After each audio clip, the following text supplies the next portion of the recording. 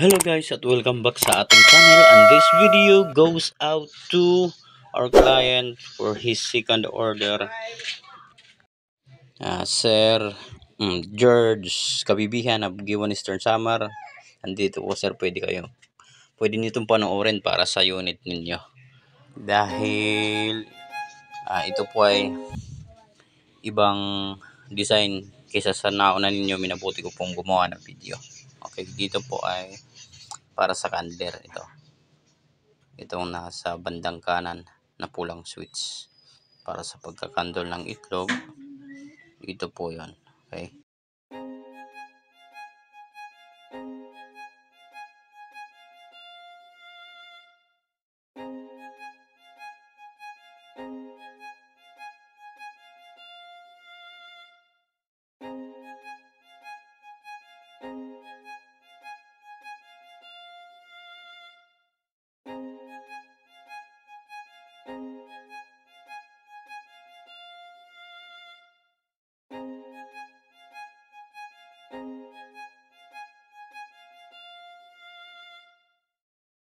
Okay, tingnan naman po natin dito sa loob.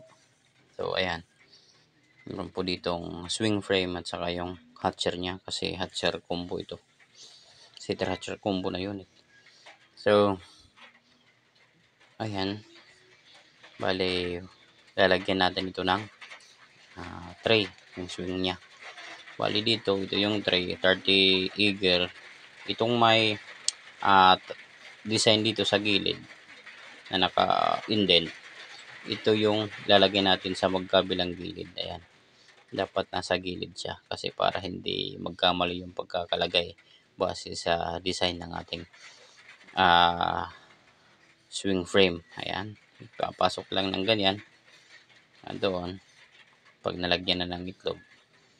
Tapos itong isa ganun pa rin, itong may tapyas dito lagi itong nasa gilid, huwag ilagay sa harap kasi magkakamali tayo ng paglalagay. So itulak lang papunta sa loob. So ayan, okay na siya, ganun lang.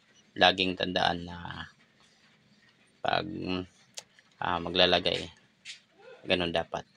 Tapos ayan, halimbawa kasi nga swing type ito at nakatagilid siya, ayan, para magawa nating kuhanin at saka ipasok, dapat naka-flat siya.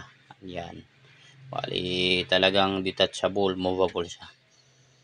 So ayan, laging panatilihing pantay yung pagkakalagay sa bigat ng itlog. Dapat pantay. Konsidera po natin yung bigat, dapat pantay siya, magkabilang gilid yung nahati natin yung bigat ng ilalagay natin. Pag wala namang kapares, dapat sa bandang gitna mailagay para pantay pa rin yung bigat na dinadala ng ating swing sa ating motor para hindi tatalbog yung mga itlog. Okay, tapos ganyan, bago natin isara dapat naka-incline siya. Gagamit tayo sa manual para tumagilid siya at pagkatapos ay stop natin manual. Okay, o ganyan, isasara natin pag tapos na tayong mag-load o di kaya mag-unload. Ganun yun, nakatagilid gamit ang manual. Pag naisara na natin, so isasara natin ng ganyan. Mayroon tayong napakagandang latch. Ayan. So ngayon tapos na yung ginagawa natin sa loob.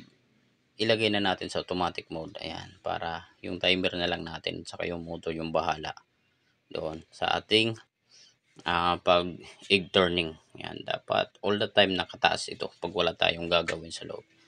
So ito yung candler uli, tapos itong katabi niya sa kaliwa, sa bandang kaliwa, yan yung katabi niya sa bandang kaliwa ng candler. Ito po yung ating subblower. Pag bubuksan po natin itong incubator ay dapat i-off natin yung ating blower fan sa loob para may pahinga naman ng konti at hindi matapon yung humidity at saka yung init agad-agad palabas. Hindi siya matatapon yung humidity at saka yung init palabas kasi nga i-off natin yung fan kapag bubuksan natin. Okay, Ngayon, pag isasara, balik na lang natin uli. Ating i-on yung ating blower fan para naman mag-circulate yung init. I-on natin para mag-circulate yung init at hindi rin ma-stuck sa taas upang hindi mag-overheat yung ano natin, yung ating ilaw. Okay. So, ayan. Bago natin iwan, always on yan yung ating blower fan. Bago natin iwan, always on, at saka itong ating egg turner na toggle switch. Dapat always automatic siya. Laging tandaan sa toggle switch, always automatic sa taas at saka itong blower fan. Okay? Ito naman, paiilawin lang natin pag magkakandol tayo every 10 days at saka sa 19 days. Okay? So, pagka 19 days, ibababa natin yung itlog sa ating hatcher sa baba. Ganun lang kasimple. Maraming salamat po.